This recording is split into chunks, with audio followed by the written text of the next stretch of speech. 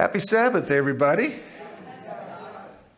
This is home because this is where God's Spirit is. So, folks online, I want to say hello. Karen, good to see you up in the Bay Area. Barbara, maybe on there. Amalia, maybe on there.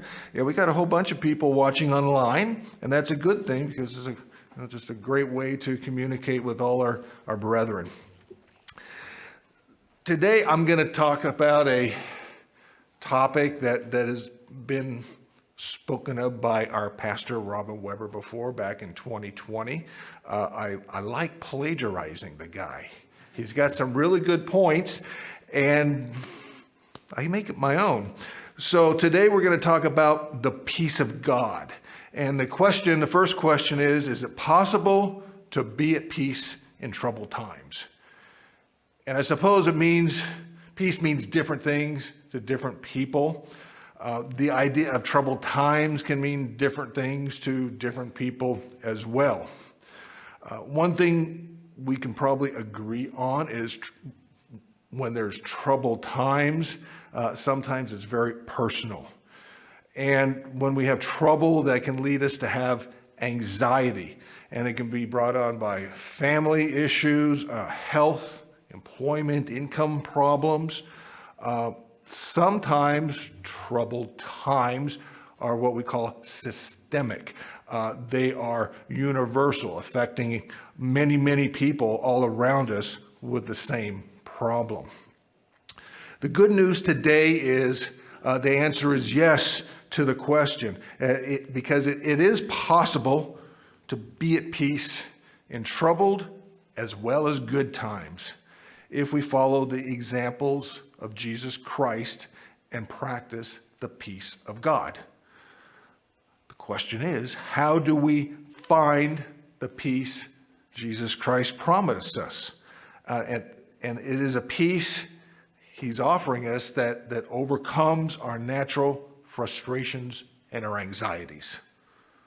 So how does that happen? Let's first consider Jesus' first contact with his disciples after his resurrection. Jesus finds his friends hiding in fear of the Jews. And this is in John 20. So I'm going to make a habit of making sure I turn to the chapters. So I'm speaking what's written on the paper and I didn't copy and paste incorrectly. That can get done. So John 20, verses 18, 19, and 20. Mary Magdalene came and told the disciples that she had seen the Lord and that he had spoken these things to her. So this is indicating what time it is. So this is after the Passover. It's after the wave sheaf offering of the morning of that Sunday, and now Jesus is risen, and after the third day. And verse 19, then that same day at evening, so this probably being the first day of the week when the doors were shut, where the disciples were assembled for fear of the Jews, Jesus came and stood in the midst of them and said, "Peace be with you." And when he had said this, he showed them their hands, and the disciples were very glad when they saw the Lord. So now here's two basic observations that we get from this course of scriptures. The disciples were gathered in fear. Now think about it. You've been following this guy for 3 years, and he says he's the Prince of Peace. He has done miracles and everything, and the government authorities, the Romans, took your friend and crucified him and killed him. And there's this venom out there about any of these Christian characters that followed this criminal Jesus Christ. The disciples are scared. On the other hand, Jesus comes through the walls like a miracle and says, "Peace be with you." And they felt better. So the two contrasting feelings, the first feeling being fear. They were expressing fear. This is a Greek word, phobos, phonetic spelling, F-O-B-O-S, phobos. It looks very similar to that root word phobia that we have in English. The definition of a phobia is having a panic, a fear, a terror, or an alarm. Merriam-Webster's online definition of phobia says that it's an exaggerated, usually inexplicable and illogical fear of a particular object or situation. We've heard of claustrophobia. I think of services last week with Los Angeles and Orange County. 180 people put into a room made for 80. It was claustrophobic. Felt like we were on an economy airline for 5 hours. But now these disciples, in their fear, in their phobos of the Jews, were uncomfortable, anxious, and under stress. So what can we do when that happens to us, when we're under that kind of pressure and anxiety? Well, the Apostle Peter gave us real good instructions in 1 Peter 5. 1 Peter 5. Come on.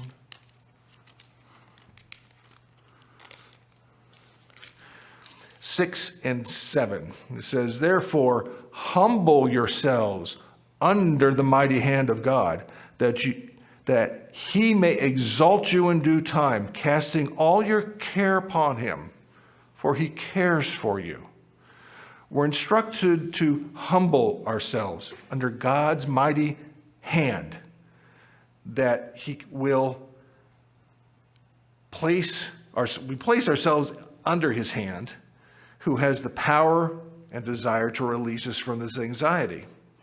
You know, the humble idea is bringing low, making yourself feeling low, having a modest or a low opinion of yourselves. Matthew Henry's concise commentary says about these verses, and this is interesting, it says, "Humility preserves peace and order in all Christian churches and societies. Pride disturbs them." It's interesting that we're in the midst of Pride Month, and it's brought out to be such a wonderful thing, but the notion of pride disturbs humbleness. He went on to say, he says, "Where God gives grace to the humble, he gives wisdom, faith, and holiness. To the humble and being subjected to God, he says, will bring greater comfort to the person than gratification of pride and ambition." I'm just wondering why we don't have a humble month, all right? So we have seen no reason to really have an exaggerated, illogical fear of situations, because we know God is in our presence and Jesus will give us his peace. So let's look at that second point that the disciples were experiencing, that being peace, when Jesus told them, "Peace be with you." Jesus addressed their fear by greeting them with, "Peace be with you." These were the first recorded words as he displayed his wounds in his hand. But we look what occurred on the last night of his humanity, just hours to being tortured and crucified. What did he declare? John 14:27, I'll read this. "Peace I leave with you. My peace I give to you. Not as the world giveth, I give to you. Let not your heart be troubled, neither be afraid." So we note that his claim of "my peace," it's a peace that's his, that comes from him. It's not the type of peace we expect in the world and that we see in the world. The peace that Jesus leaves us is something that is not from around here. It's not earth-bound. It's not homegrown. He offered it as a gift to be left with us, and we need to work to hold on to that peace. In the Old Testament, Isaiah 32, and you don't see a lot of wisdom necessarily in the book of Isaiah, which is full of a lot of prophecy and stuff, but Isaiah 32:17 is very eloquent and beautiful. It says, "The work of the righteous will be peace, and the effect of righteousness, quietness and assurance forever." So the works of righteousness will be peace, and the effects of that work of righteousness is quietness and assurance. peace of mind. It's peace of mind. So the work of righteousness, how do we do that? It's our effort of living right.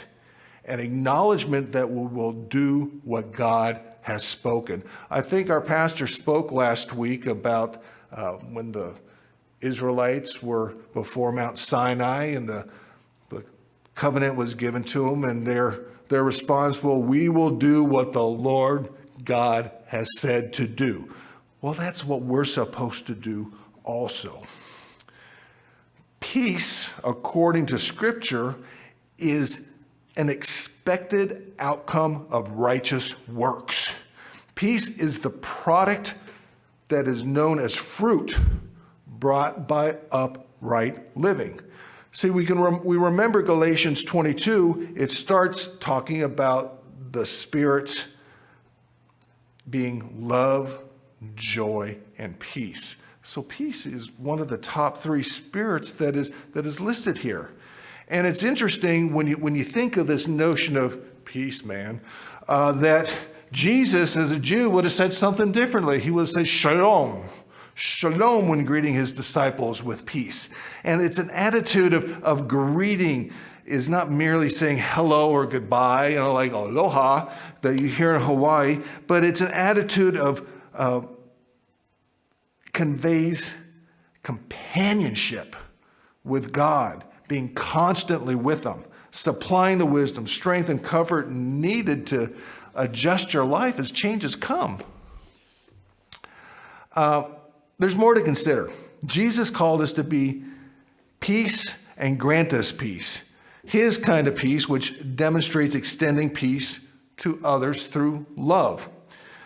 We just can't breathe peace,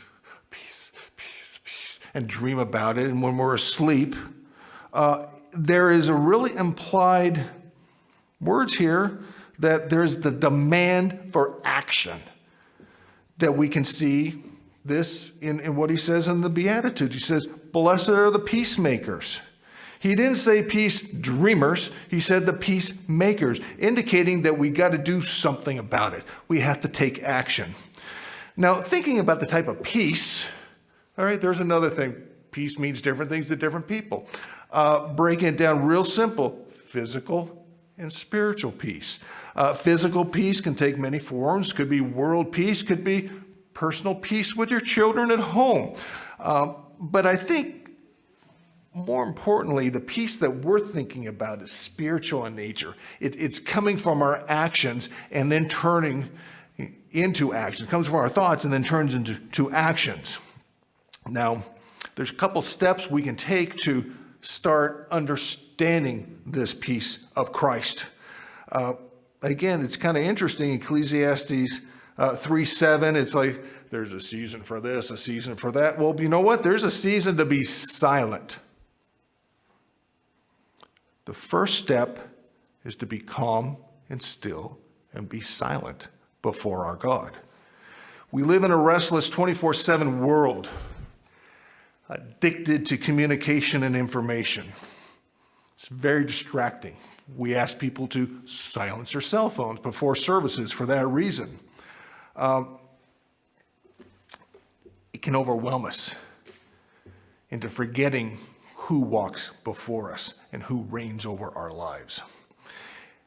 I was talking earlier to someone, and we were going back 50 years in life and thinking, well, in 1970, when I was in 6th grade, and a projector monitor in the classroom, the author Alvin Toffler wrote a best-selling novel that sold 6 million copies that year. The novel was titled Future Shock. The story told of society and technology around us changing so rapidly that these changes would leave people with a sense of profound shock and uneasiness. He wrote that the economy, family, religious, and cultural structure of this future world would be impacted by the fast pace of changing technology, and it would disrupt traditional lifestyles. He coined the term information overload. So here in 2023, some 53 years after the book is published, the information overload has not only impacted adults today, but It's even impacting our children. There's applications that mesmerize and cloud these growing minds, and it separates them as well as adults from the knowledge of God. So we're undergoing rapid change that's going to affect the dynamics of society. We're losing more and more bonds with things and people, which makes life more fleeting and just builds up that anxiety deeper and deeper. There's something called Moore's Law. It's estimated, according to Moore's Law, that the growth of computer power in the next 5 years is going to make our computers 16 to 32 times more advanced. So time is really, really speeding up when you think of this interruption into our life and our inability to be silent before our God. So future shock is a problem.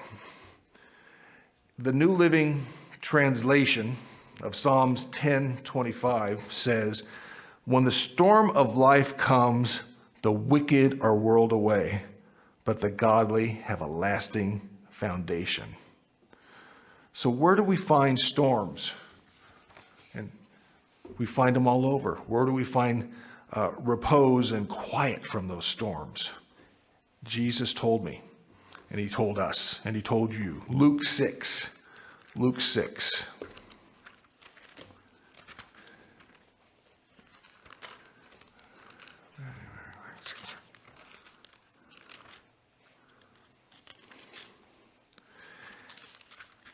And verses 47 and 48. I'll get there.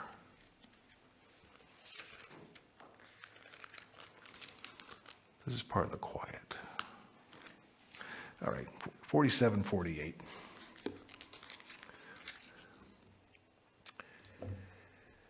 Therefore, starting in 47.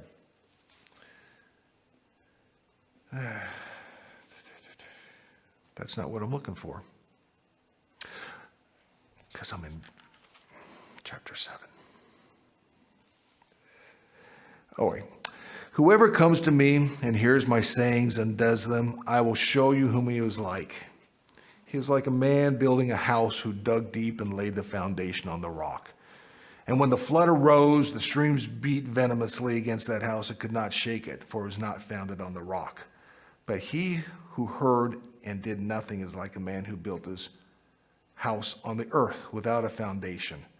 Against the stream it beat, and immediately it fell, and the ruin was great." We're told to build our house on the rock of Jesus. He is our shelter and our strength. We can look at Psalms 46. And we sing a song in the hymnal that's based on this. Psalm 46, verse 1 says, "God is our refuge and our strength, a very present help in trouble." Verse 2, "Therefore we will not fear, even though the earth be removed and the mountains be carried into the midst of the sea." There's an interesting correlation with the things running into the sea and the house that is falling because it's not built on solid rock and it's washed away. Verse 8 says, "Come behold the works of the Lord who made desolations on the earth. He makes the war cease and the end of the earth. He breaks the bow, cuts the spear in two. He burns chariots with fire." Verse 10, "Be still and know I am God. I will be exalted among the nations. I will be exalted on the earth. The Lord of hosts is with us. The God of Jacob is our refuge." It's true that our humble silence before God is a wise approach to finding peace.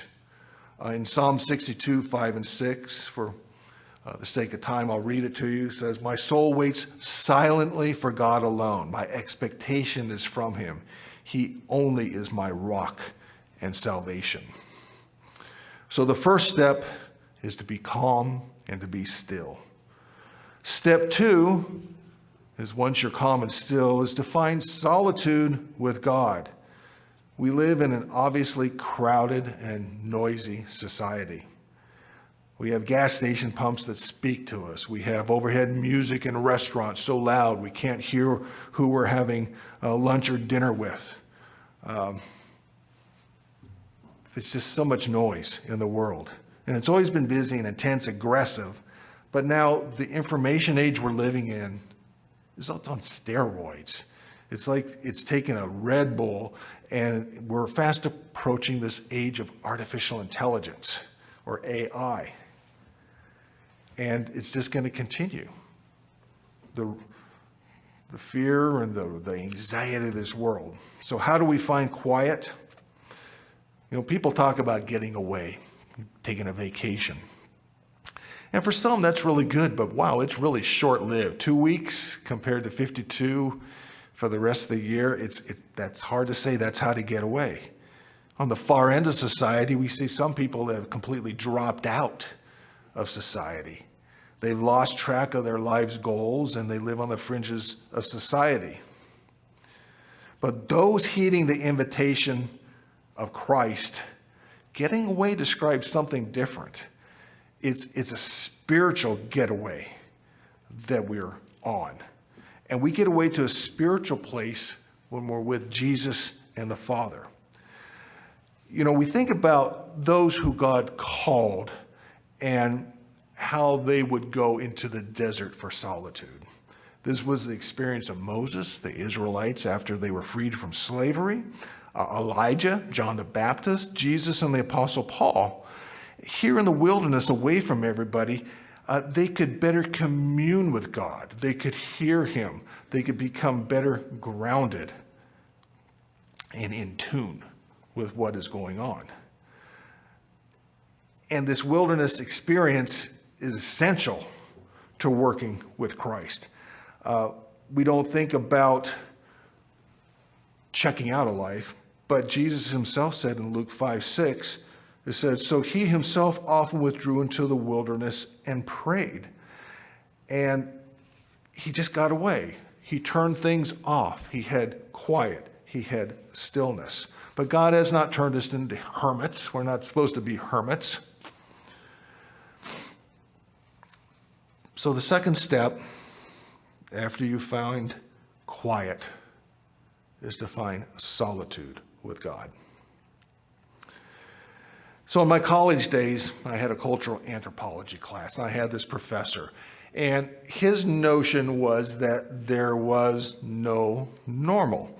One society could not claim superiority over another, saying our way is normal, you are abnormal. Because, again, we look at others from our viewpoint, from our normal. And what's true is there are certain absolutes out there. So he's wrong about no normal. There are absolutes that never change, and particularly the character and the reliability of God the Father and Jesus Christ. And we need to anchor ourselves to these concepts, these laws, these loves, everything that they're teaching us, and not the fancies of the world. There is a great need to walk and be still and seek solitude and experience the proverbial wilderness, to hear the loud and clear, still small voice from God. And dealing with anxieties and fears on our own without the peace of Jesus, which he gives us, can't produce good results. It's revealing that on the edge of the Red Sea, Moses told the troubled people of Israel, do not be afraid. Stand still and see the salvation of the Lord. The Lord will fight for you, and you shall hold your peace.